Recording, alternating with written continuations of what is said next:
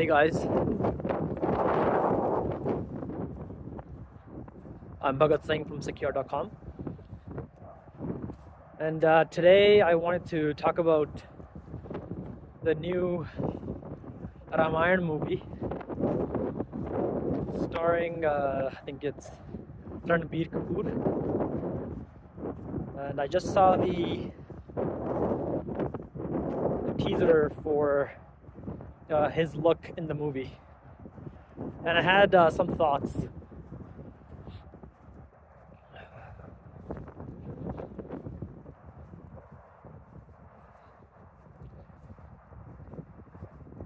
After the failure that was Adipurush, after that movie, they decided to go back to the more traditional attire, a more traditional look. And I have some thoughts with regards to the traditional look as well.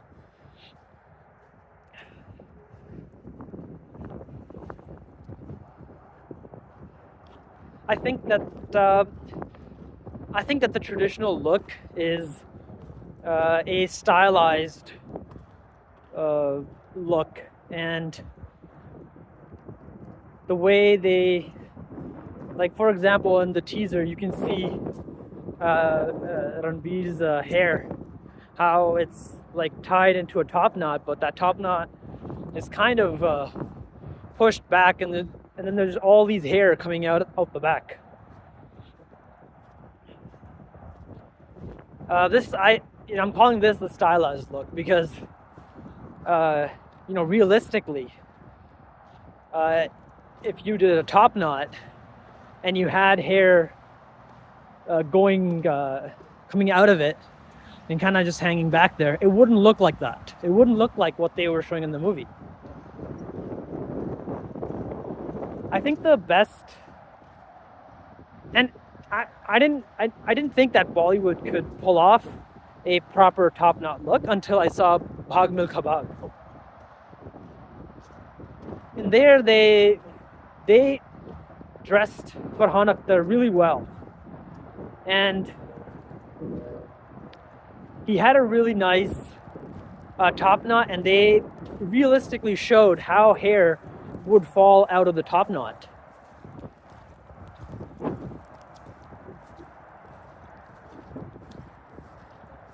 And after seeing Bhaag Milkha Bhaag, my idea of what was possible in Bollywood changed completely, because I saw that movie and I realized, like, wow, like, Bollywood can actually do proper top knots. They can show, Sikh characters or ancient Hindu characters properly. They can have these, really nice top knots with, hair coming out realistically. Because as you know, like, when you tie a hair into a bun or a knot, not all the hair go inside of it, and sometimes the hair, when they do go inside of it, they come out.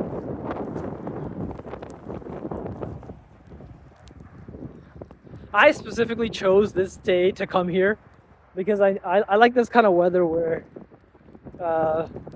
there's some things going on.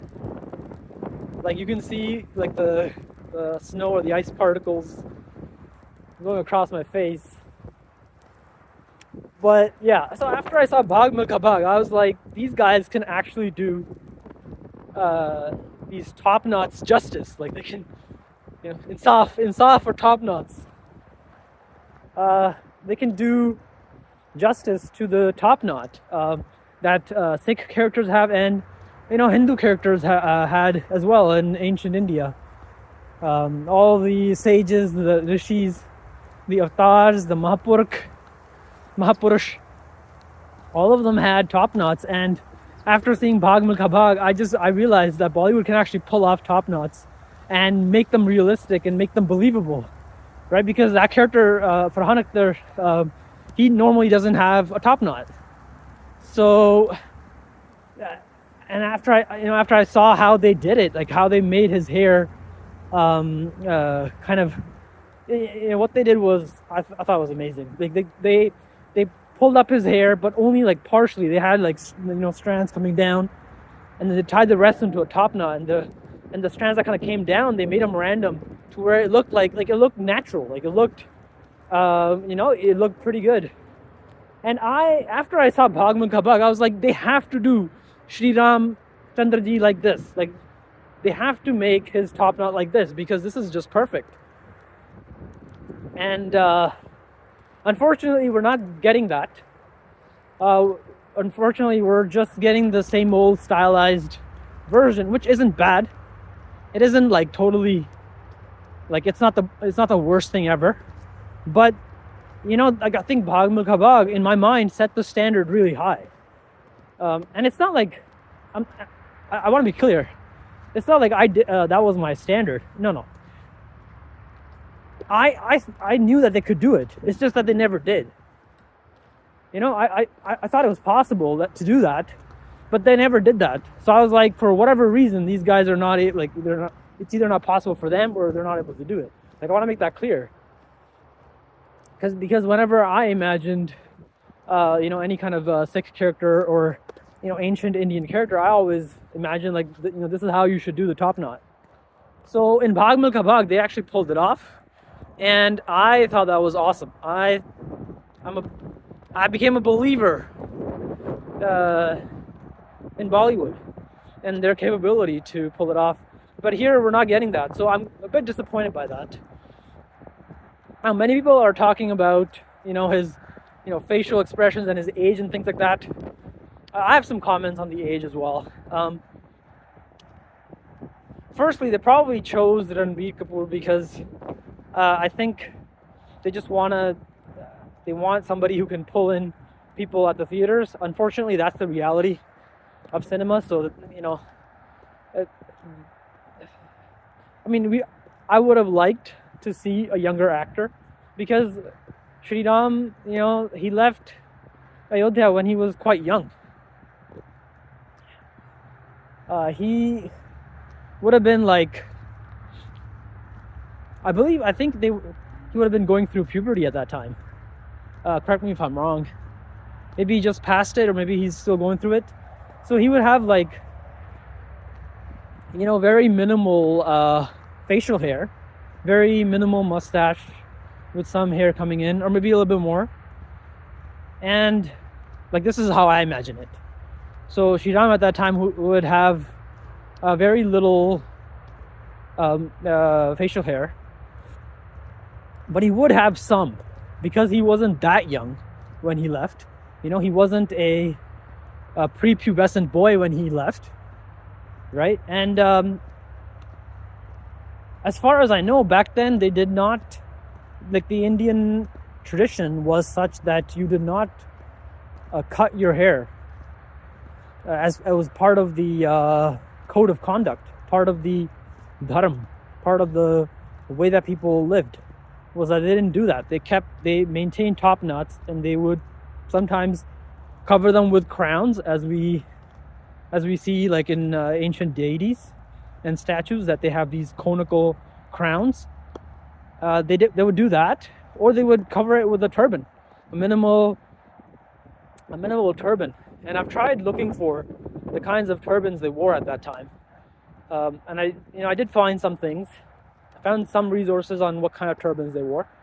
But anyway, they had a tradition of wearing top knots back then, and they would cover it either with a crown or a turban. So I believe that they could have showed him like that. They could have showed him with minimal facial hair. Obviously, the actor's age is he's too old for his actual facial hair to be shown, but they would have to like put on some kind of fake hair or something.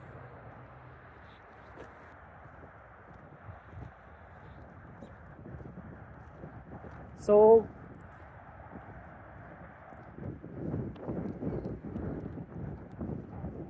what I would love to see, I don't know, I don't think they're going to do this. Just because I think that the mentality behind these movies is not where it needs to be. But I would love to see Shri Ram in like a proper, like a realistic top knot. And I would love to see a movie where he's actually shown to be very young when he's leaving Ayodhya, and then as his journey goes on in Ayodhya, he starts to get more and more facial hair, and he's like, after 14 years, he's a fully bearded man, kind of. And this is the strange thing, when I draw or paint Shri Ram with a beard, people think that that's like Parshuram or something. And definitely, like, Parshuram would have a beard, and it would look like an older version of Shri Ram, but that doesn't mean that Shri Ram didn't have a beard. Because as I was saying, I think back then the dharmic code of conduct was such that they did not cut their hair, and so would have had top knots and beards and things like that.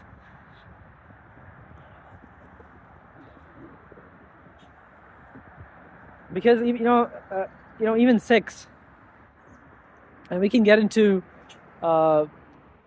maybe I can make a video on this, but even Sikhs, Guru Gobind Singh Ji, when he was mandating that Sikhs keep their hair and not cut it, his inspiration came from the images of the ancient kings and the avatars and Mahapurkh and things like that.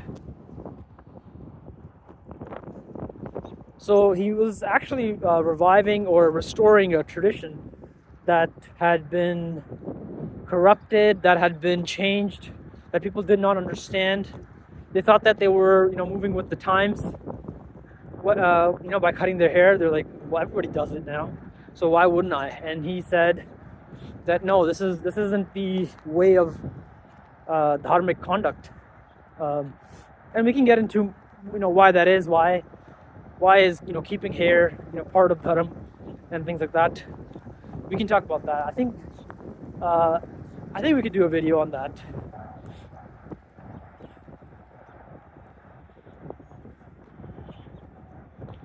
But that's the reason why Sikhs keep unshorn hair.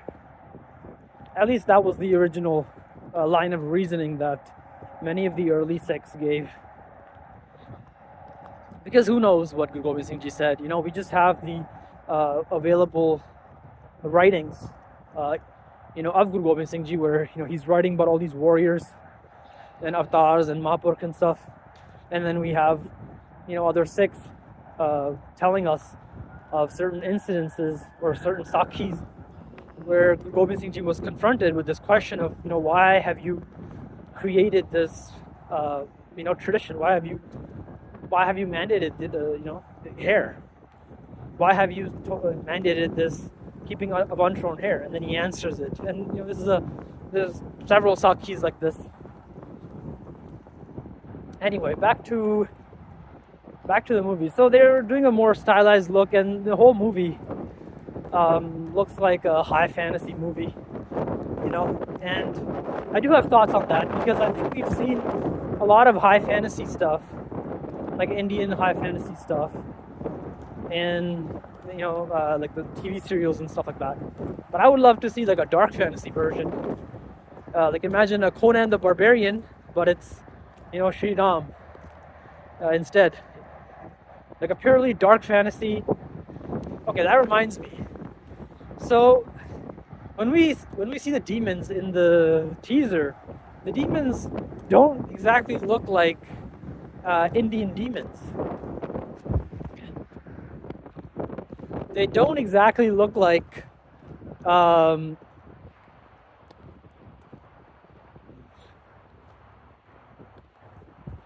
demons that we see in descriptions in scriptures and in miniature, like ancient miniature artwork. I think that's one of the things that they should have done, is they should have stuck to purely Indian aesthetic for the film and really like go all in on that aesthetic for the global audience. They should have really just like where the common person in India, like where they just stick their foot in, they should have just like jumped right into it and really just full blown like proper Indian demons. You know, bring those miniatures to life. You know, that's what I say. Bring those miniatures to life. Bring the scriptures to life. I think the director gave an interview where he said, we're sticking to Valmiki Ramayan as our base. And I think that's a good idea. But then he said, well, we started taking creative liberties and we started changing stuff. We'll have to see what they do with that. Because I think that we haven't really seen this. We haven't seen a purely Valmiki Ramayan made, you know, on the big screen. Or even in TV serials. Like, we have not seen that. And even the Doordarshan cartoon, the anime Ramayan, was, deviated quite a bit from the Valmiki Ramayan. So I would love to see Valmiki Ramayan on the screen, on the big screen, and I would love to see like a more realistic version of Shri Ram, and possibly in a dark fantasy type setting, so like down to earth type of setting, right? Like, so what is the difference between dark fantasy and high fantasy? Like, at least in my mind, high fantasy is where one example is like that axe, the axe scene where where Shri Ram is catching this axe, and it's like a giant axe, like it's huge. That just screams like unrealistic and like high fantasy, like just pure fantasy type of vibe. Dark fantasy is more realistic. So dark fantasy is like, that axe wouldn't be like that. It would be more like, it's not purely historical, right? It's not like an axe from the 1700s or something. No, it's a fantasy axe, but it's more realistic. It's more down to earth. It's more to scale to actual axes. That's what I mean. So I would love to see like that type of Ramayan on the big screen. I think that would be awesome.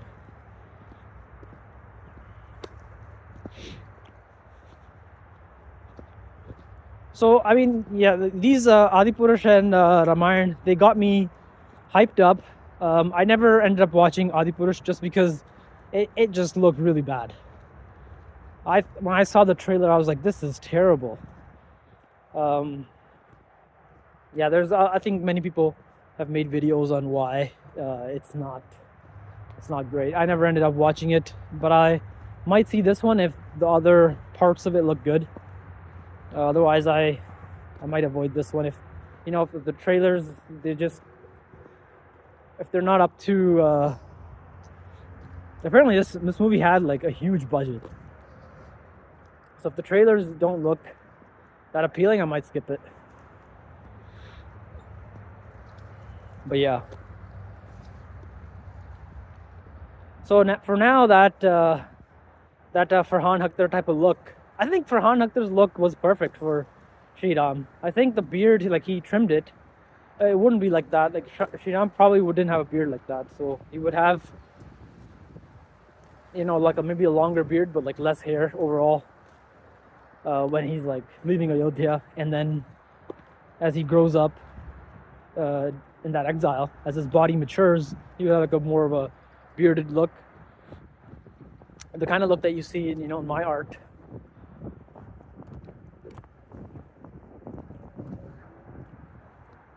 So, like, I think that Farhan Akhtar look would have been perfect, or nearly perfect. And, give me some realistic weapons. Give me some, like, dark, gritty, down-to-earth Ramayan that's based, like, 99% on Valmiki Ramayan. I would love that. I would love to see that. Because I think, and I'm not saying make it on Valmiki Ramayan and then that's it. I think what they should do is they should transform these scriptures into these movies.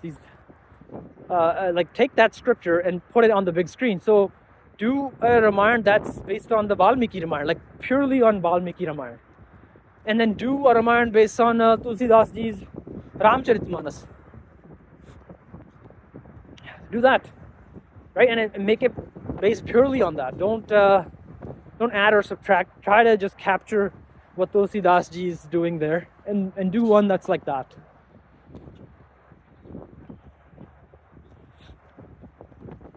Because I think that what that will do is, if you do a good job at it, what that will do is actually preserve the scriptures and or bring this. Well, it would preserve the scripture, but like it would bring the scripture to an audience that otherwise they would not read the scripture.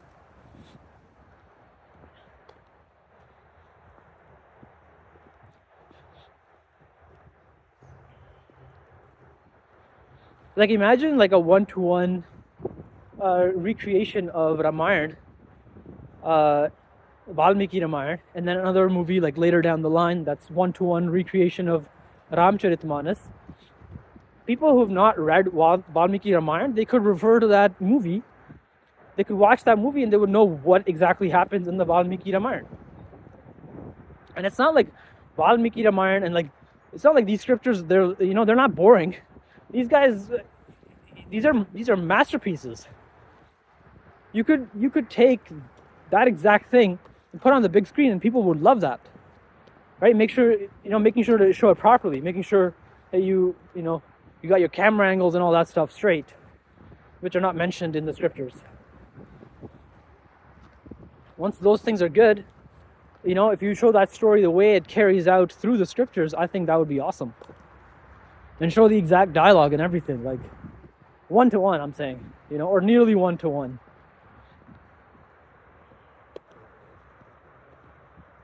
I think where you could take creative liberties there is something that is not mentioned in the scripture or is not readily available. For example, let's say, Valmiki ji is describing a demon and then he doesn't give a full description. So you're kind of left to wonder what that demon looks like. Well, there maybe you take that and you make up a demon, So, and that one that fits your movie, right? Not one that looks like it belongs to like Lord of the Rings in your Ramayana movie. You know what I'm saying? Like I thought that was an easy point there that they missed. Like an easy win for them. Easy applause that they just missed because they decided to go with like more the Western movie type demons.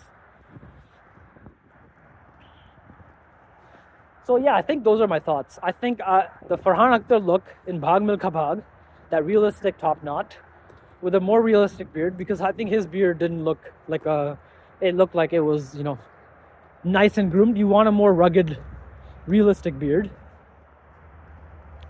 That type of look with dark fantasy, and like a more closer to scripture Ramayan, I think would be awesome. I think we have plenty of people giving their own interpretations and creating their own Ramayans. I think we are desperate, or at least I am desperate for a Ramayan that actually just follows the scriptures, and gives you that that scripture, like as if you read it, And I think maybe later down the line, once they've covered the more popular scriptures, maybe they could do Guru Gobind Singh Ji's Ramayan, because I think people who are not familiar with Guru Gobind Singh Ji's Bani, they watch movies like Dhurandhar and like, this is great, but they've not read Guru Gobind Singh Ji's Bani. And I think Guru Gobind Singh Ji's Ramayan would be perfect, maybe later down the line.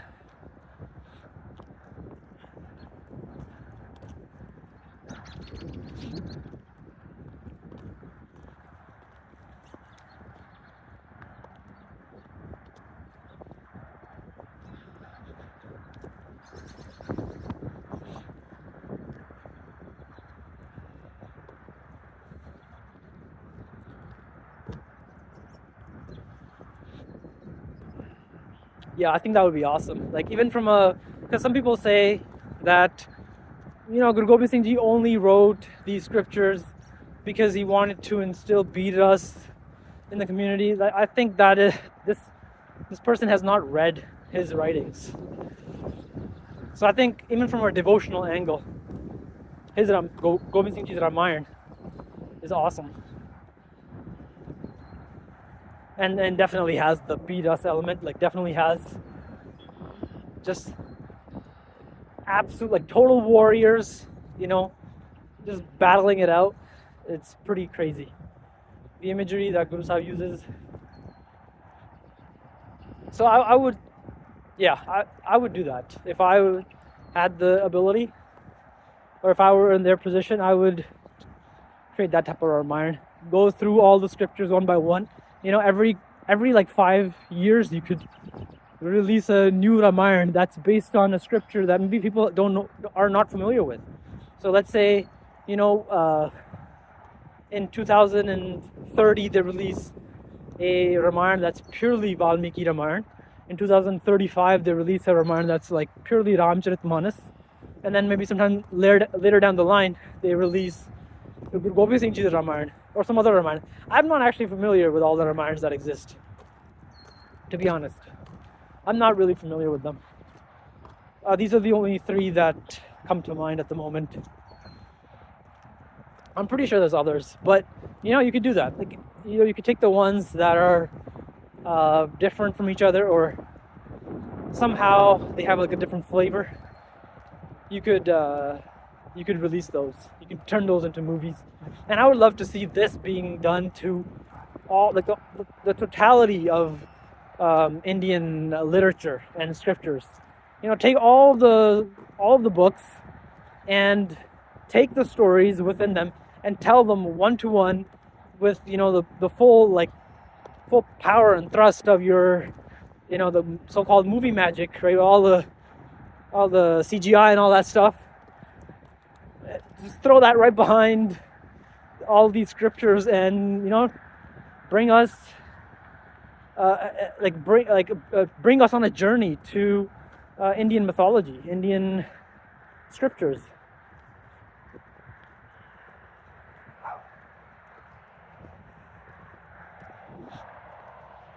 So yeah, guys, those are all my thoughts. Let me know what you guys think. What kind of Ramayan do you want to see, or what type of Ramayan? Like, what scripture do you want to see them bring to life? If you have read Valmiki Ramayan or Ramcharitmanas or Guru Gobind Singh Ji's Ramayan, I would love to hear your thoughts on what you think about these Ramayans.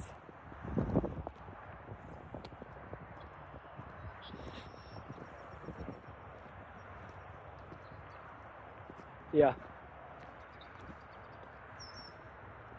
Alright guys, I'll see you later.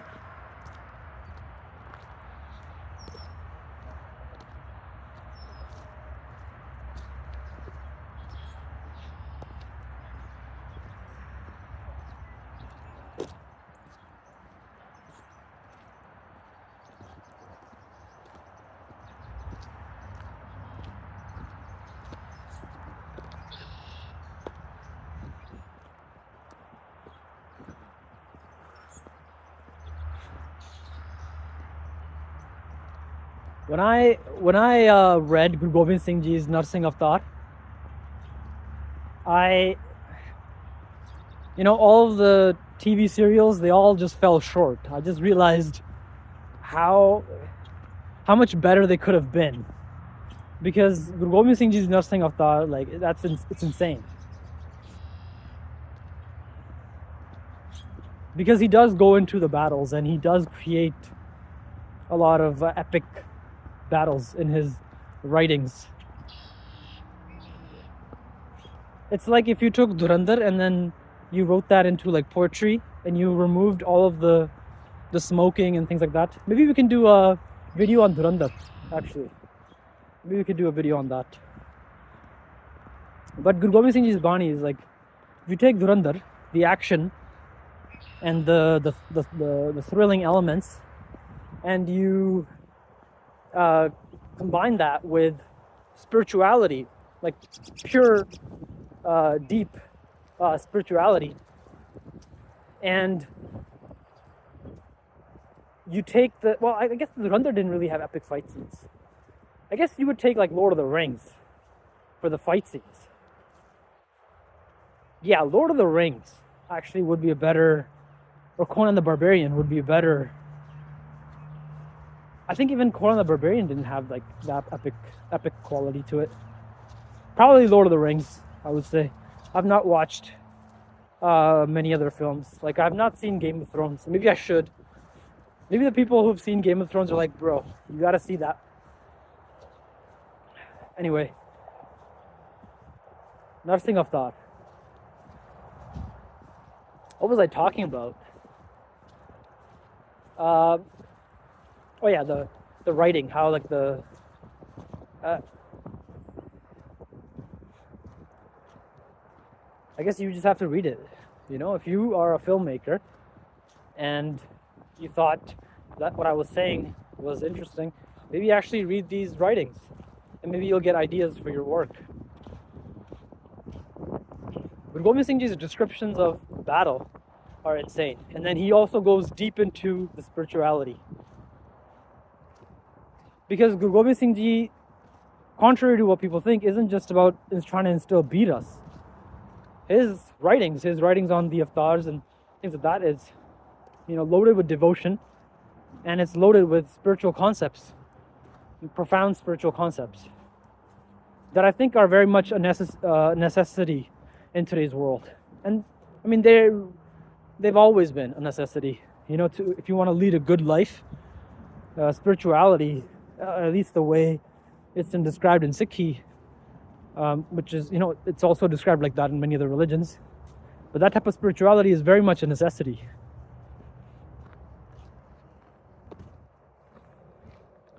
For living a good life.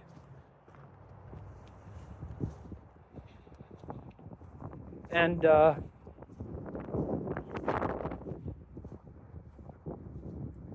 yeah, I mean, I think Bollywood could definitely do better. I think they have the resources to look at these writings and give us something that is really remarkable, really showcases our heroes on the global stage. Because our heroes have a message to share with the world that goes beyond boundaries, that goes beyond countries, that goes beyond races or gender.